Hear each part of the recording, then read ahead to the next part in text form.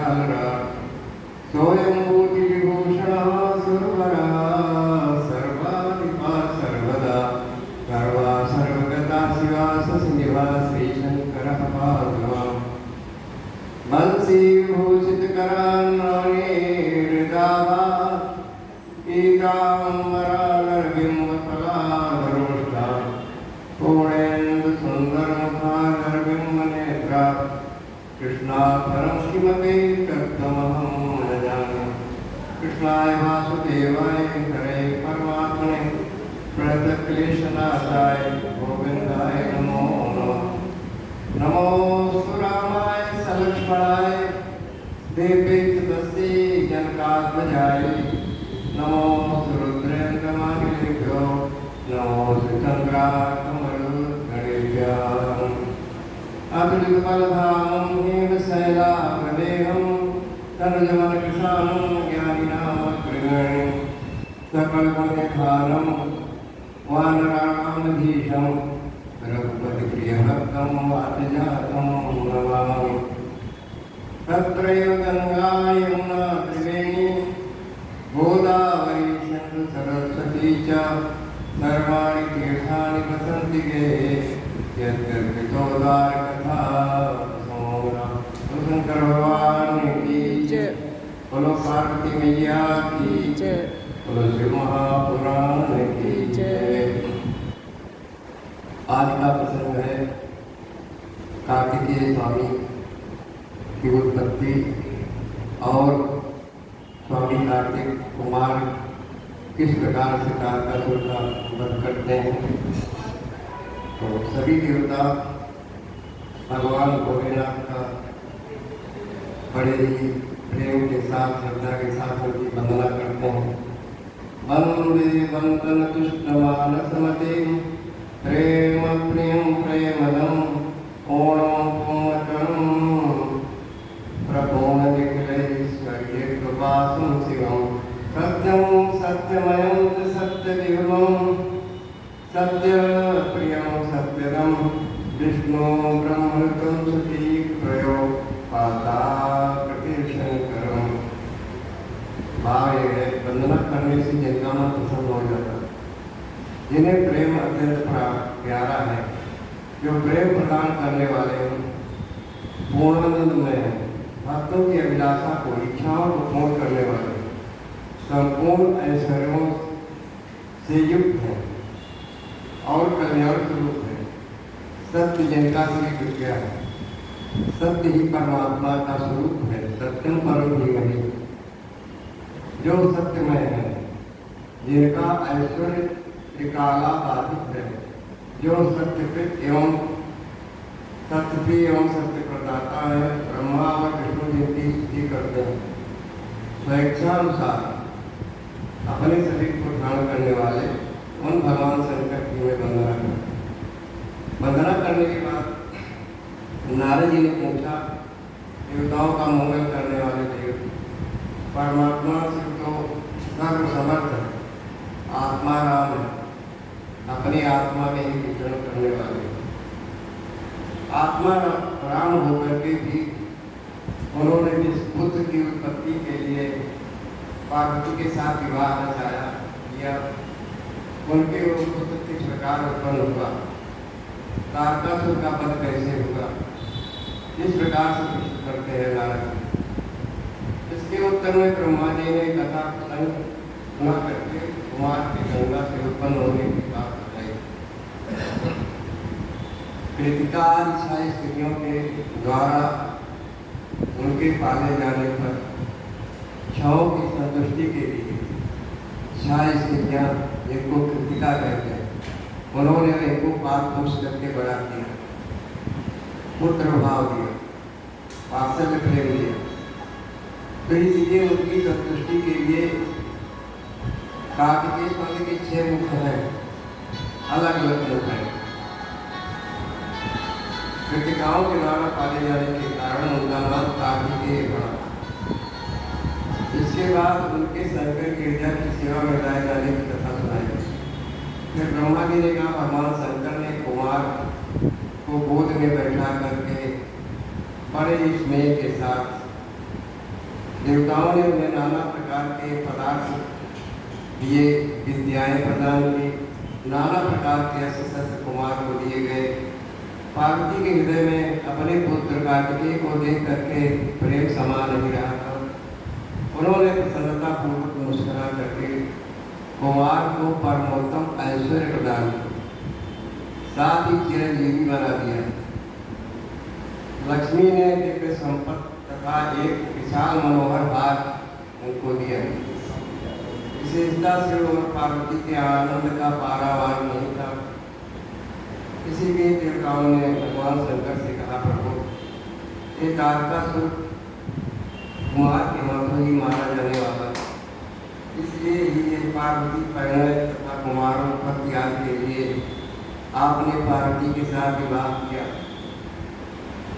आप जो उत्तम चरित्र हुआ है, हम लोगों के सुख के लिए, हम लोगों की रक्षा के लिए आप कुमार को दे दीजिए।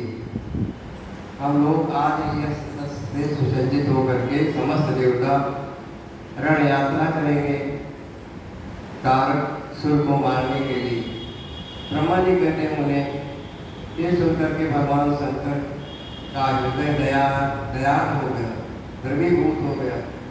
उन्होंने उनकी प्रार्थना स्वीकार करके तारक का वध करने के लिए अपने प्रिय पुत्र कुमार को सौंप दिया और कहा कि जाइए अपने कार्य में सफल रहिए।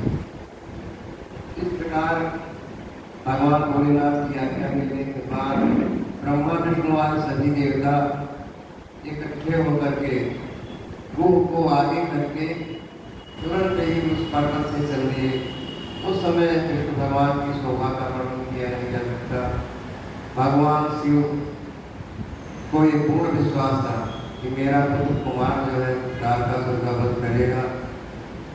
भगवान विष्णु ब्रह्मा आदि सबको पूरा विश्वास हो गया था कि अवश्य तारक का वध नहीं करेगा। भगवान शंकर के तेज से प्रभावित होकर के कुमार रण क्षेत्र के लिए निकल पड़े। उधर महाबली तारक को जब ये पता लगा कि देवता युद्ध करने के लिए कुमार के साथ आने वाले हैं, तो उसने भी बड़ी तैयारी की।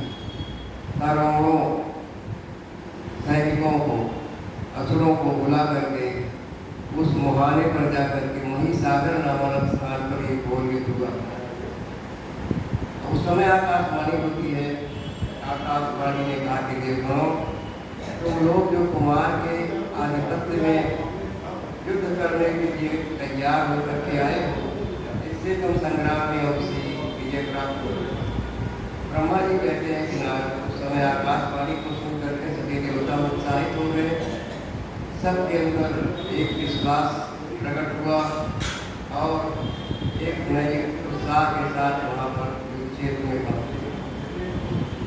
बहुसंख्यक असुरों से घिरा हुआ वो तारक के युद्ध क्षेत्र में आगमन, जहाँ वे सभी देवता खड़े थे। उस असुर के आगमन काल में प्रलयकालीन मेघों के समान गर्जना होने लगी, कर्कश शब्द हुए, रणभेदियां बनने लगी और उस समय तारकासुर के साथ आने वाले दैत्य दाल चौंक रहे थे, गर्जना कर रहे थे।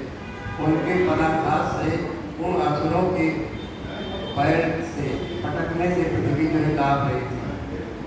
उस अत्यंत भयंकर कोलाहल को सुन करके सभी देवता निर्भय बने रहे। एक साथ मिलकर के तारकासुर से लोहा लेने के लिए दंडक करेंगे। तब इंद्र भगवान आए। इंद्र ने अपने हाथी पर कुमार को बिठाया। लोग पालों से घिरे हुए थे, उनके साथ देवताओं की बहुत बड़ी सेना थी।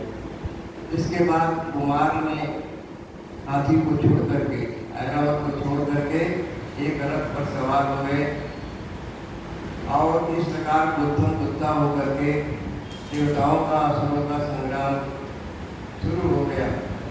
भयानक युद्ध हुआ। इस बीच असुरों की सेना युद्ध क्षेत्र को छोड़ करके भागने लगी। इस प्रकार अपनी सेना को भगता हुआ देख करके भीतर हुई सेना को देख करके कुमार क्रोध से भर गया। तारकासुर क्रोध से भर गया और 10,000 धारण करके सिंह पर सवार हो गए। देवगणों को मारने लगा। वो युद्ध के मुहाने पर देवों तथा पर्वतों को मार मार कर गिराने लगे। तब वीरभद्र उसके सामने आ गए, जो भगवान शंकर के भक्तगण हैं। उनके साथ भी अनेक प्रकार से छल बल से युद्ध हुआ, पर वीरभद्र का कोई बस नहीं चला। तब ब्रह्मा जी ने कहा, वीरभद्र तुमसे पराजित नहीं हो सकता है, और इसकी जो मृत्यु है मेरे वरदान के अनुसार कुमार के हाथों ही होगी। भगवान श्री हरि ने, कृष्ण भगवान ने अपने सुदर्शन चक्र का प्रहार किया तारक के ऊपर। साथ ही धनुष को लेकर के भी प्रहार किया। सबके देखते देखते कृष्ण भगवान और तारकासुर में अत्यंत भयंकर घोर संग्राम हुआ। रोमांचकारी युद्ध छिड़ गया। ऐसा लगता था कि इसमें कौन पराजित होगा, कृष्ण भगवान पराजित होंगे या तारकासुर पराजित होगा। तब भगवान कृष्ण ने अपना सुदर्शन चक्र उठाया और उसके ऊपर प्रहार किया। चक्र की मार से तारकासुर पृथ्वी पर गिर पड़ा।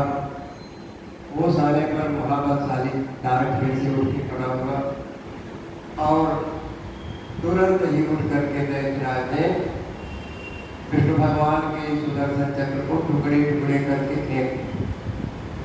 भगवान विष्णु और तारकासुर दोनों बलवान थे, दोनों में अगाध बल था, इसलिए युद्ध में परस्पर आपस में जूझने लगे। तब ब्रह्मा जी ने कहा, शंकर सुमन स्वामी कार्तिक, तुम तो देवाधिदेव हो। पार्वती विष्णु और तारकासुर का ये जो युद्ध हो रहा है ये व्यर्थ है, इससे कोई परिणाम नहीं निकलने वाला, इस शोभा से युक्त नहीं, क्योंकि विष्णु के हाथों से इस तारक की मृत्यु नहीं होगी। ये मुझसे वरदान पाकर के अत्यंत बलवान हो गया है, और पार्वती नंदन तुम्हारे अतिरिक्त इस पापी को मारने वाला इस जगत में कोई नहीं है। मेरे कहने के अनुसार तुम्हें कार्य करना चाहिए। तुम शीघ्र ही दैत्य का वध करके देवताओं को सुखी बनाओ, क्योंकि पार्वती पुत्र तारक का संहार करके निमित्त तुम्हारे ही लिए भगवान शंकर ने विवाह किया। ब्रह्मा जी कहते हैं कि नारद इस प्रकार कथन सुन करके कुमार के बड़े जोर से हंस पड़े। प्रसन्नता पूर्वक कथा कह करके युद्ध करने के लिए तारक के पास जाकर के खड़े हुए। उन कार्तिक को अपनी ओर आते हुए देख करके तारक से बोला, क्या शत्रुओं का संहार करने वाला कुमार यही है जो बहुत बलशाली है? मैं अकेला वीर इसके साथ युद्ध करूँ।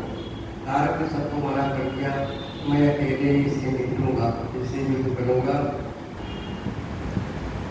इसके बाद देवताओं को जो वचन कह करके असुर तारक भीषण युद्ध करने लगा। उस समय बड़ा विकट संग्राम हुआ। तब सप्त वीरों का संहार करने वाले कुमार ने भगवान शिव जी के चरण कमलों का ध्यान किया, स्मरण किया और उनसे शक्ति प्राप्त की। तारक के पद का विचार किया। कुमार ने कहा, महाभाग कर लो, तुम लोग कीर्तन करो, तुम्हें किसी प्रकार की चिंता नहीं करनी चाहिए।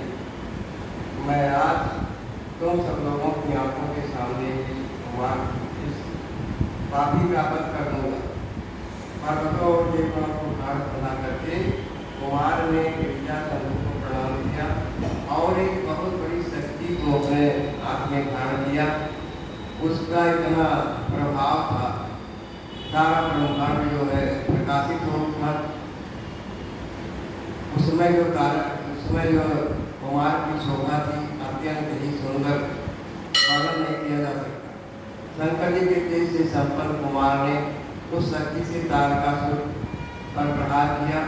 उस शक्ति के आघात से तारकासुर के सारे कट गए, छिन्न भिन्न हो गए और संपूर्ण असुरगणों का अधिपति महावीर तारक धराशायी हो गया।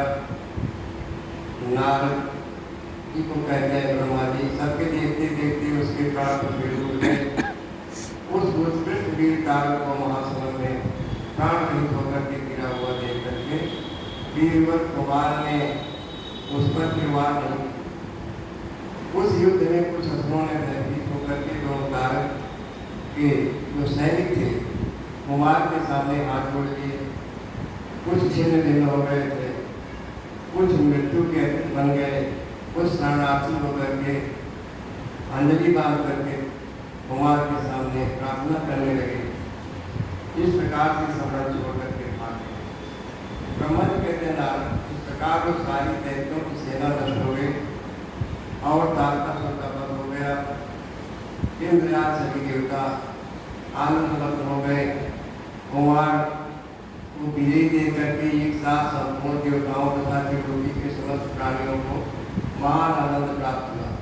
ताकि जी का विजय का समाचार पाकर के पार्वती और शिव मग्न हो गए, वहीं पर आ गए।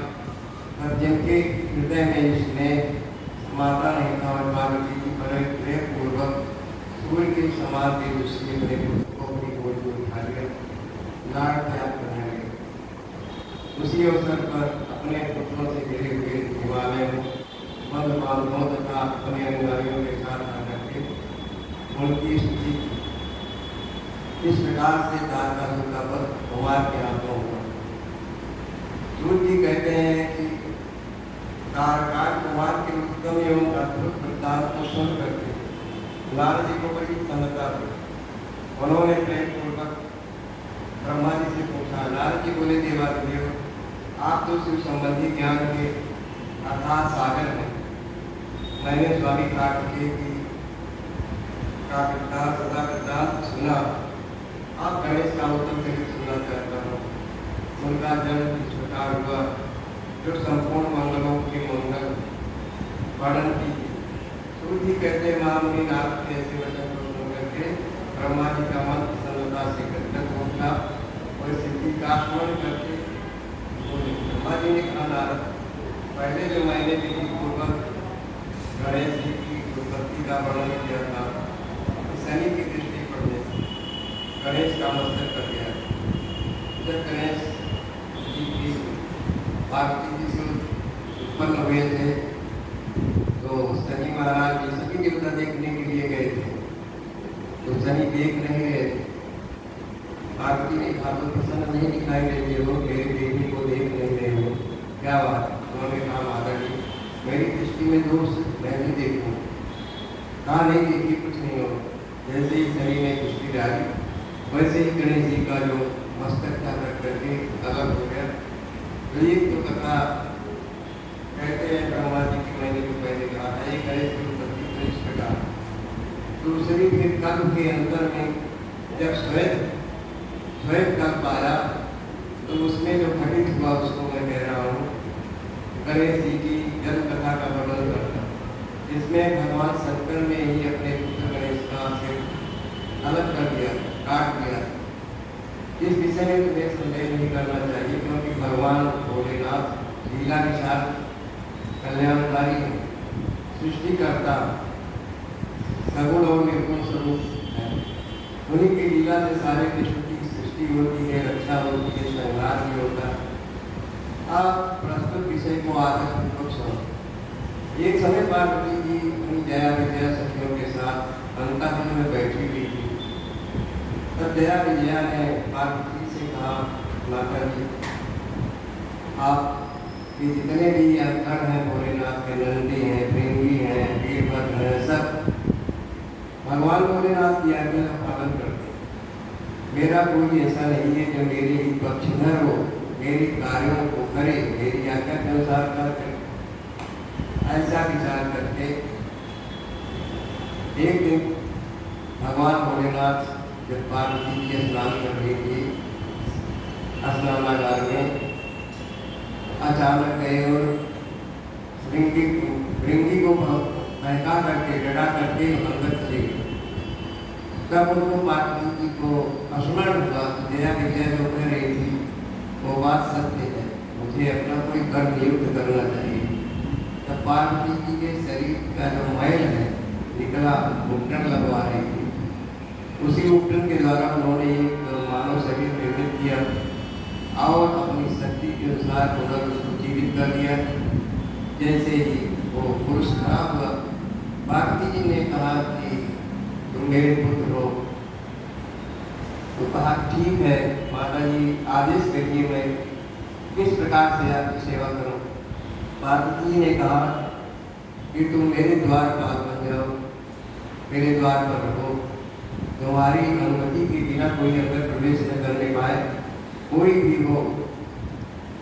और एक मजबूत छड़ी दे करके गणेश जी को द्वारपाल बना करके खड़ा कर दिया। इस प्रकार भगवान भोलेनाथ, ब्रह्मा जी कहते हैं कि नारद, पार्वती ने गणेश के हाथ में एक सुंदर मजबूत छड़ी दे दी। उस समय उनके सुंदर रूप का वर्णन किया नहीं जा सकता। पार्वती उनको देख करके हर्ष से मत हो गई। उन्होंने परम प्रेम पूर्वक अपने पुत्र का मुख चूमा, छाती से लगा लिया और दंडधारी गणराज को द्वारपाल नियुक्त कर दिया।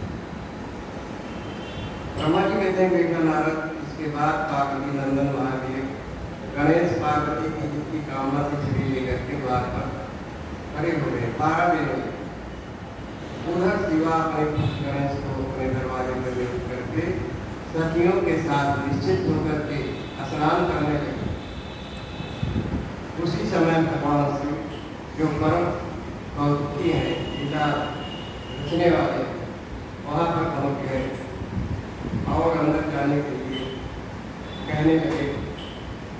गणेश पार्वती को पहचानते तो थे, अतः बोल दिए देव माता की आज्ञा के बिना तुम अभी भीतर न जाओ। माता जी स्नान करने बैठी हो, तुम कहाँ जा रहे थे, कहाँ जाना चाहते, इस समय यहाँ से हट जाओ। इस प्रकार कह करके गणेश ने अपनी छड़ी को आगे लगा दी। उन्हें ऐसा करते देख करके भगवान भोलेनाथ क्रोधित उठे। बोले मूर्ख, तो किसे रोक रहा, तेरी बुद्धि कहाँ चली, क्या तू मुझे नहीं जानता, मैं शिव के अतिरिक्त कोई और नहीं। फिर महेश्वर के काम से संताते हटाने के लिए वहाँ आए और गणेश से बोले, सुनो, हम भगवान भोलेनाथ के मुख्य पर मेरा कहना मान करके यहाँ से हट जाओ। इस प्रकार हटाने के लिए मैं आया। तुम्हें भी गढ़ समझ करके हम लोगों ने मारा नहीं, अन्यथा तुम सबके मारे गए हो। इस प्रकार गणों ने कहा गणेश जी से, अब कुशल समय है, तुम यहाँ से छोड़ करके चले जाओ, क्यों कर अपनी मृत्यु को बुला रहे हो। ब्रह्मा जी कहते हैं मुझे इस प्रकार करने जाने पर गिरजानंदन गणेश निर्भय होकर के खड़े। उन्होंने शिवगणों को फटकारा, शिवगणों के साथ युद्ध हुआ। वहां से परास्त होकर के सभी शिवगण जो है भगवान भोलेनाथ के पास। तब भगवान भोलेनाथ ने कहा, तुम इस नवीन द्वारपाल को भगा दो। तुम लोग नपुंसक की तरह खड़े होकर के तमाशा देख रहे हो, वहाँ बता रहे हो कि हम उसको हटा नहीं पाए। बड़ी अद्भुत बात है। इस प्रकार गणों ने पता लगा करके बताया, ये गिरिजा के पुत्र हैं, द्वारपाल के रूप में बैठे हैं। तब लीला रूप शंकर ने विचित्र लीला करनी चाहिए, अपने गणों का गर्व गलत करने के, उनके अहंकार को दूर करने के गणों को बुला करके कहा उनके साथ ही जुड़ो। गणेश जी का गणों के साथ भीषण युद्ध हुआ, न कोई गणेश को पराजित कर सका।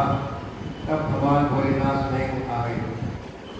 गणेश जी ने माता के चरणों का स्मरण किया। तब शक्ति ने उन्हें पक्ष प्रदान कर दिया। सभी देवता शिव जी के पक्ष में आ गए। घोर युद्ध हुआ, गणेश जी का घोर युद्ध हुआ।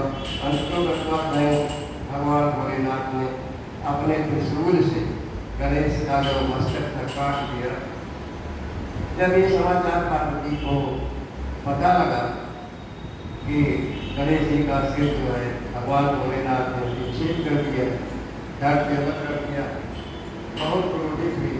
उन्होंने अपनी शक्तियों को, ब्रह्मांड की सभी देवियों को प्रलय मचाने के लिए आदेश दे दिया कि समय पूरे ब्रह्मांड में प्रलय मचा दो। इस प्रकार वहाँ पर सब शक्तियों ने प्रलय मचाई। उन शक्तियों का वो तेज सभी दिशाओं को दग्ध करने लगा, जलाने लगा। त्रिलोकी नष्ट होने वाली थी। ब्रह्मा जी कह रहे नारद, इसी समय तुम दिव्यदर्शी नारद वहां पर पहुंच गए। हमारा वहां आने का अभिप्राय अर्थ ये था कि देवतागणों को सुख इस प्रकार मिले। तब तुमने मुझ देवताओं के सही संकट को प्रणाम किया और इस विषय में सबको मिल करके विचार करना चाहिए कि समस्या कैसे फैले।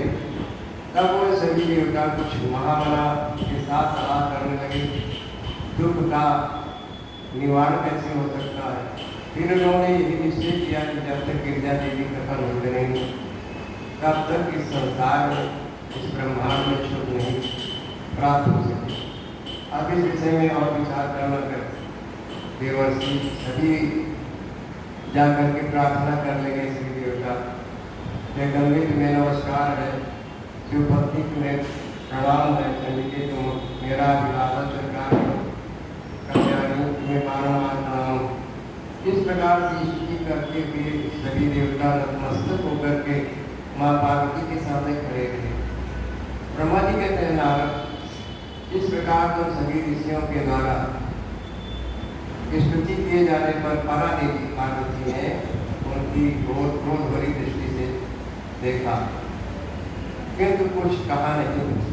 तब उन ऋषियों ने फिर से उनके चरण कमल में वंदना की, सिर झुकाया, भक्ति पूर्वक हाथ जोड़ करके पार्वती से निवेदन। ऋषियों ने कहा, देवी अभी संहार का समय नहीं आया, अभी से समय नहीं आई है, अब हम सबको क्षमा करो। अंबिके तुम्हारे स्वामी जो शिव है यही स्थित है, उनकी ओर जो बात करो, उनकी तरफ देखो, कृपा दृष्टि करो। हम लोग ये ब्रह्मा विष्णु आदि देवता समस्त प्रजा सब तुम्हारे ही हैं, आपसे अन्यथा कोई नहीं है। व्याकुल होकर के हाथ जोड़ करके सभी देवता माँ पार्वती के सामने बार बार प्रार्थना कर रहे हैं, क्षमा करो, क्षमा करो, हमें शक्ति प्रदान करो, हमें शांति प्रदान करो। लेकिन एक कहानी सुनो, यदि मेरा कुछ जीवित हो जाए और वो तुम लोगों के मत के लिए मान लिया जाए तो संहार नहीं होगा, अन्यथा संहार होगा। जब तुम लोग उसे सर्वात्मक करती नहीं होगे तब तक इस ब्रह्मांड में, संसार में शांति लेने की कोई संभावना नहीं। ब्रह्मा जी कहते हैं कि नारद, पार्वती के इस प्रकार कहने पर सभी ऋषियों मुनियों ने विचार विमर्श करके इंद्रजाल सभी देवताओं के चेहरे पर उदासी छा गई। वह शंकर जी के पास गए, हाथ जोड़ करके उनके चरणों में नमस्कार किए, हाथ जोड़ करके सारा निवेदन किए। देवताओं का कथन सुन करके ने कहा, ठीक है, जिस प्रकार त्रिलोकी नष्ट होने से बच जाए, संसार में फिर से शांति स्थापित हो जाए, वैसा कार्य करना चाहिए। इसलिए अब आप लोग उत्तर की दिशा में जाओ और वहाँ पर जिस जीव का सिर मिले उसी को काट करके आपको डालना है और इसके सिर पे लगा देना। इसके बाद उत्तर दिशा में सब देवता जाते हैं, एक नाम द्वारा हाथी दिखाए, उसका सिर काटा और काट करके लाए और उनके शरीर को जो रक्त रंजित था गणेश जी को उसको धो करके पोंछ करके सिर को ला करके रख दिया और कहा, भोलेनाथ हम अपना कार्य कर चुके, अब तो शक्ति जो है आपके हाथ में, आप हो जाएगा। इस प्रकार हाथी के गुस्से को संयुक्त करके भगवान भोलेनाथ की कृपा से गणेश को पुनर्जीवन मिला, फिर से उठ करके करेंगे। ब्रह्मा जी कहते हैं इस वाक्या पालन संबंधी देवताओं की बात सुन करके सभी देवों को और पार्षदों को बड़ी प्रसन्नता हुई और आप महात्मा के देश से हम सभी उत्पन्न हुए, आपका वही मन के विरोध से बालक में प्रवेश करें। इस प्रकार करें जीवित हो गए, उस जल का स्पर्श करके बालक स्वेच्छा से सीख चेतना होकर के जीवित हो गया। अब मंत्रित जल से भगवान भोलेनाथ ने उस बालक के ऊपर डाल दिया, तुरंत जीवित हो गए। उसका मुख हाथी का ही था, शरीर का रंग लाल था, चेहरे पर प्रसन्नता, उसकी आदमी कमियाँ थी, उसकी सुंदर प्रभा फैलने लगी। मनीश्वर पार्वती नंदन उस बालक को देख करके वहाँ पर से सभी लोग आनंद से मग्न हो गए। ब्रह्मा जी कहते हैं कि नारद, आप विकृत स्वरूप वाले विद्यापुत्र गजानन व्यग्रता रहित होकर के देवी को उठ गए। तब सभी देवताओं ने मिलकर के उनका अभिषेक किया। अपने पुत्र को देखकर पार्वती प्रसन्न मुद्रा में हो गई और उन्होंने हर्षा के बालक को दोनों हाथों से पकड़ करके अपनी छाती से लगा दी। फिर पार्वती ने प्रसन्न होकर के अपने पुत्र गणेश को अनेक प्रकार के वस्त्र दिए, आभूषण दिए, कई शक्तियों को सिद्धियों को ज्ञान कराया दिया। माता ने अपने दुखारी हाथ से उनके अनेक पास कर दिया।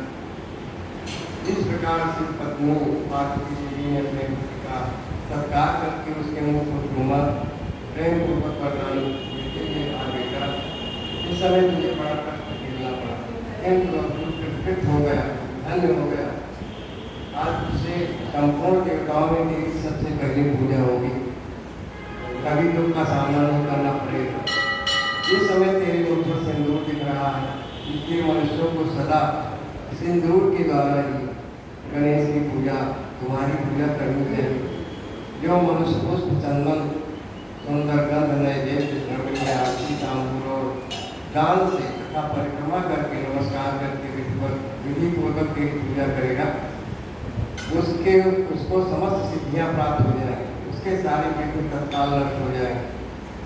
ब्रह्मा जी कहते हैं कि नारद, इस प्रकार पार्वती देवी ने अपने पुत्र गणेश को एक लेकर के उसे नाना प्रकार की वस्तुएं प्रदान की, उनका अभिनंदन किया। ब्रह्मा जी कहते हैं कि नारद, इसके बाद ब्रह्मा, विष्णु और शंकर आदि सभी देवताओं ने मिलकर पार्वती को प्रसन्न करने के लिए गणेश को सर्वाध्यक्ष घोषित कर दिया। उसी समय से जी परम प्रसन्न से होना गणेश को लोक में सर्वदत्त देने वाले अनेकों वर प्रदान करते हुए शिव जी ने कहा, गिरिजानंदन, निसंदेह मैं तुझ पर बड़ा प्रसन्न हूँ। मेरे प्रसन्न हो जाने पर तो सारे जगत को प्रसन्न हुआ ज्ञान, अब कोई तेरा विरोध नहीं कर सकता। तू शक्ति का पुत्र है, इसलिए तेजस्वी है, बालक होने पर भी तूने महान पराक्रम दिखाया, इसलिए तू सदा सुखी है। विघ्न नाश के कार्य में तेरा नाम श्रेष्ठ होगा। तू सबका पूज्य है, इसलिए अब मेरे संपूर्ण गणों का अध्यक्ष हो जाएगा और तुम्हारी पूजा जो है देवताओं में सबसे पहले होगी। इस प्रकार नारद जी ने पूछा, मैंने गणेश के जन्म संबंधी अनुपम वृत्तांत आपके मुखारविंद से सुने, मुझे प्रसन्नता हुई। अब आप वर्णन कीजिए पिताजी से और पार्वती जी का उज्जवल महान आनंद प्रदान करने वाला। ब्रह्मा जी ने कहा, मुश्रेष्ठ, तुम तो बड़े प्राणिक हो और दुखी हो, तुमने बड़ी उत्तम बात पूछी, तुम ध्यान लगा करके सुनो। शिव और पार्वती उन दोनों पुत्रों की बात देखकर महान प्रेम में मग्न हो गए। कार्तिकी थोड़ा बड़े हो गए, गणेश जी दोनों बालक आपस में खेलते थे, बाल लीला करते थे। पुत्रों का लाड़ प्यार करने के कारण माता पिता को दिनों में नवीन सुख की प्राप्ति हुई और दोनों कुमार भी युवक आनंद के साथ तरह तरह की लीलाएं करते रहे। ब्रह्मा जी कहते, नारद, दोनों बालक स्वामी कार्तिकेय और गणेश भक्ति पूरी तरीके से सदा माता पिता की परिचर्या यानी सेवा आज्ञा का पालन, इससे माता पिता का महान स्नेह उनके था। गणेश पर के चंद्रमा के साथ प्रति बढ़ता गया। एक समय शिव और शिवा दोनों प्रेम पूर्वक एकांत में बैठ करके विचार करने लगे, हमारे दोनों पुत्र विवाह किए हुए हैं, इनका विवाह कैसे संपन्न हो। हमें तो जैसे सदानंद प्यारा आगे प्यारे हैं वैसे गणेश भी प्यारा है। ऐसी चिंता में पड़कर वे दोनों बस आनंद मग्न हो गए। ब्रह्मा जी कहते, नारद, माता पूजा विचार को जान करके उन दोनों पुत्रों के मन में भी विवाह करने की इच्छा जागृत हो गई। वह दोनों पहले मैं विवाह करूँगा, पहले मैं विवाह करूँगा, इस प्रकार से कहते हुए परस्पर आपस में विवाह करने लगे।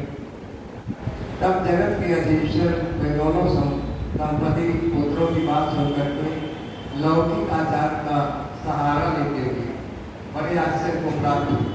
कुछ समय बाद उन्होंने अपने दोनों पुत्रों को बुलाया और उनसे कहा, फिर पार्वती बोले, पुत्रों, हम लोगों ने पहले से ही एक ऐसा नियम बनाया है जो तुम दोनों के लिए सुखदायक होगा। आप हमें यथार्थ रूप से उसका वर्णन करते हैं। तुम लोग प्रसन्नतापूर्वक सुनो। प्यारे बच्चों, हमें तो तुम दोनों पुत्र समान रूप से प्यारे, किसी पर विशेष प्रेम नहीं है, ऐसा नहीं है। अतः हमने तुम लोगों के विवाह के समय में एक शर्त रखी जो दोनों के लिए कल्याणकारी। वो शर्त ये है कि जो सारी पृथ्वी की परिक्रमा करके पहले लौट आएगा मेरे पास, उसी का विवाह पहले किया जाए। ब्रह्मा जी कहते हैं कि माता पिता की ये बात सुन करके सर जन्म हुआ। करकंडों के बीच में कार्तिक कुमार का जन्म हुआ था, जल के बाद गंगा जी, तो इनको सर जन्मा है करकंडों के बीच में। करकंडा महापति कार्तिकेय तुरंत ही अपने स्थान से पृथ्वी की परिक्रमा करने के लिए चले। उनका वाहन मोर था, परंतु आकाश बुद्धि संपन्न गणेश वहीं खड़े रहे, विचार विमर्श में खड़े रहे। मेरा शरीर भारी है, चूहा मेरा वाहन, कैसे मैं परिक्रमा करता हूँ, बुद्धि के सागर में बात मन में विचार आया, मैं क्या करूँ, कहाँ जाऊँ, परिक्रमा तो मुझसे हो नहीं सकती, क्योंकि कोस भर चलने की सामर्थ्य मेरे अंदर नहीं है, चला नहीं जाए। फिर सारी पृथ्वी की परिक्रमा करके मैं कैसे सुखपूर्वक रह सकूँ, ऐसा विचार करके गणेश ने जो कुछ किया उसे सुन। उन्होंने अपने घर लौट कर विधि पूर्वक स्नान किया और माता पिता से सीता बोले। गणेश जी बोले, पिताजी और माता जी, मैंने आप लोगों की पूजा करने के लिए जो आसन स्थापित किए, आप दोनों इस पर विराजमान हो जाइए और मेरा मनोरथ, मेरी इच्छा पूर्ण कीजिए। ब्रह्मा जी कहते हैं कि नारद गणेश की बात सुन करके पार्वती और परमेश्वर उनकी पूजा ग्रहण करने के लिए यथास्थान पर बैठ गए। तब गणेश ने उनकी विधि पूर्वक पूजा की और बारंबार प्रणाम करते हुए उनकी 7 बार प्रदक्षिणा की। फिर गणेश की बुद्धि के सागर थे, वह हाथ जोड़ करके प्रेम मत होकर के माता पिता की प्रकार की भक्ति करते हुए बोले। गणेश जी ने कहा, माता जी तथा पिताजी, आप लोग मेरी उत्तम बात सुनो और शीघ्र ही मेरा शुभ विवाह करा कीजिए। ब्रह्मा जी कहते हैं कि नारद महात्मा गणेश का वचन सुनकर के दोनों माता पिता को विवाह करने से बोले। शिवा और शिव ने कहा, बेटा तू पहले कानूनों के सहित वनों, जंगलों, पहाड़ों के सहित पृथ्वी की परिक्रमा तो करा। कुमार गया हुआ है, तू भी चला जा और उससे पहले लौटा, तेरा विवाह पहले करा दिया जाए। ब्रह्मा जी कहते हैं, उन्हें नियम परायण गणेश माता पिता के इंतजार करके क्रोधित होकर के तुरंत बोले। गणेश जी ने कहा, माता जी तथा पिता जी, आप दोनों सर्वश्रेष्ठ, धर्मरूप और महाबुद्धिमान, धर्मानुसार मेरी बात सुनिए। मैंने 7 बार ऐसी बात क्यों करना। ब्रह्मा जी ने कहा, नारद से पार्वती को बड़े लीला विशारद थे, वह गणेश का कथन सुन करके लौकिक गति का सहारा लेते हुए बोले। शिव पार्वती ने कहा, तो उन्हें समुद्र पर्यंत विस्तार वाली बड़े बड़े जंगलों से युक्त इस सप्तद्वीप वाली पृथ्वी का परिक्रमा कर कर। ब्रह्मा जी कहते हैं, जब शिव पार्वती ने ऐसा कहा तो उसे सुन करके बुद्धिमान बोले। गणेश जी ने कहा, माता पिता जी, मैंने अपनी बुद्धि से आप दोनों शिव पार्वती की पूजा करके दक्षिणा करके परिक्रमा करके अब मैं संतुष्ट, मेरी संत प्रणयन पृथ्वी की परिक्रमा पूरी हो गई है।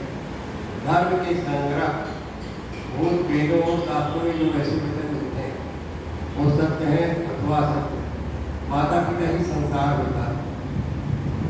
वह वचन है कि जो पुत्र माता पिता की पूजा करके उनकी परिक्रमा कर लेता है, दक्षिणा कर लेता है, उसे पृथ्वी परिक्रमा करने से सुलभ हो जाता है, प्राप्त हो जाता है। जो माता पिता को घर पर छोड़ करके तीर्थ यात्रा के लिए जाता है और माता पिता की हत्या से मिलने वाली बात क्योंकि पुत्र के लिए माता पिता का चरण सरोवर चरण कमल भी महान तीर्थ अन्य तीर्थों को तो दूर जाने से प्राप्त होते हैं, परंतु धर्म का साधन वो घर में ही विद्यमान माता के लिए जो चरण कमल है वो पूजनीय होते हैं। परंतु धर्म का साधन उसके तीर्थ जो आप में ही सुलभ है, इसको छोड़ करके तीर्थ जाने की आवश्यकता है।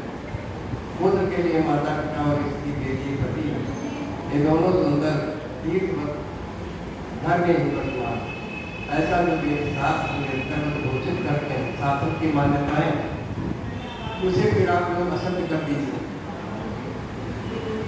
ब्रह्मा जी कहते हैं कि तब जो बुद्धिमानों में श्रेष्ठ बुद्धि संपन्न महान ज्ञानी हो पार्वती नंदन गणेश इतना कहकर के उधर वे दोनों पति पत्नी जगदीश्वर से पार्वती गणेश के पसंद कर करके आश्चर्यचकित हो गए।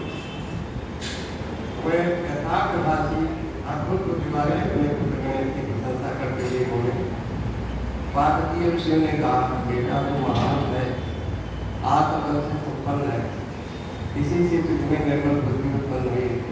तूने जो बात कही है शास्त्र सम्मत है, यथार्थ है, अन्यथा नहीं है।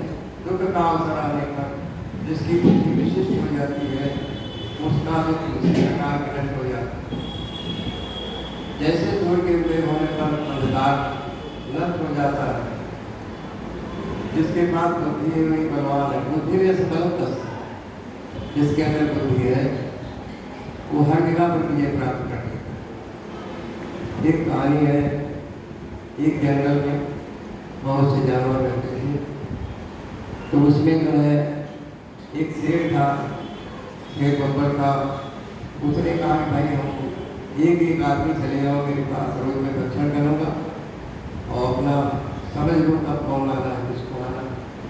विचार किया था, तो जैसे जैसे ये जाता था शेर मार करके उसको खा जाता था, अपना आहार बना लेता।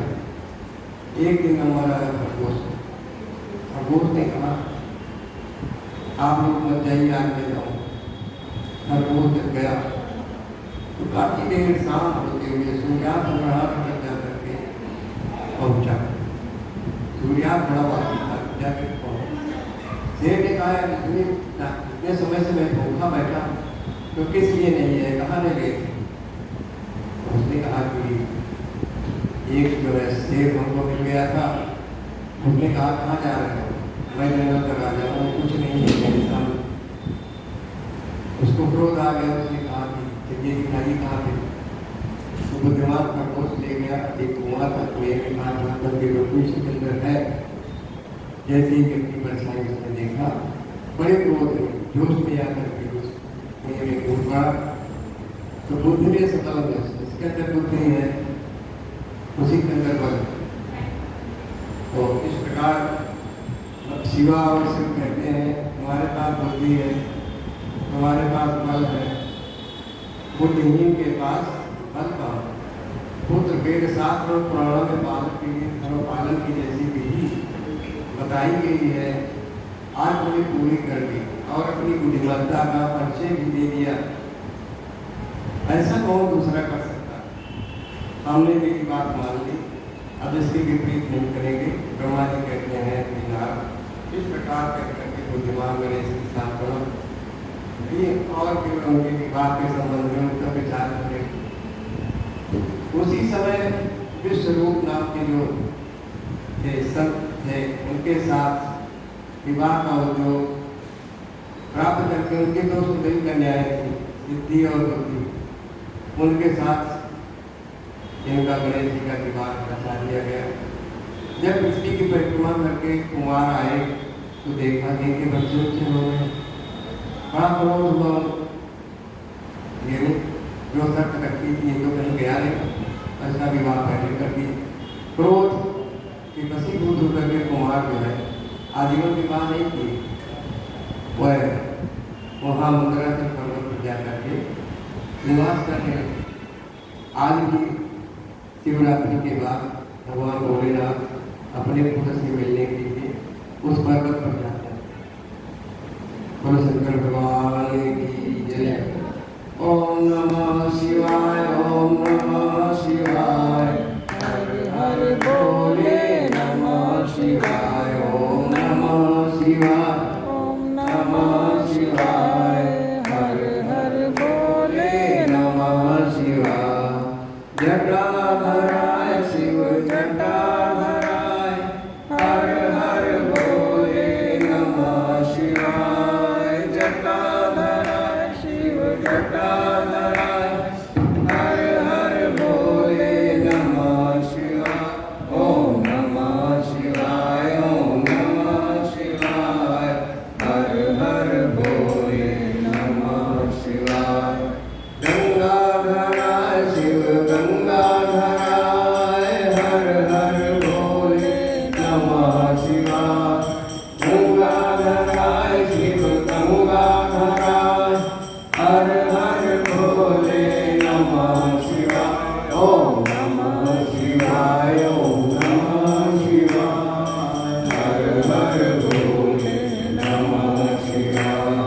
रामेश्वराय शिव रामेश्वराय, हर हर भोले नमः शिवाय। रामेश्वराय शिव रामेश्वराय, हर हर भोले नमः शिवाय। ओम नमः शिवाय, ओम नमः शिवाय, हर हर भोले नमः शिवाय। नंदीश्वराय शिव नंदीश्वराय, हर हर भोले नमः शिवाय। नंदीश्वराय शिव नंदीश्वराय, हर हर भोले नमः शिवाय। ओम नमः शिवाय, ओम नमः शिवाय, हर हर भोले नमः शिवाय। विश्वेश्वराय शिव विश्वेश्वराय,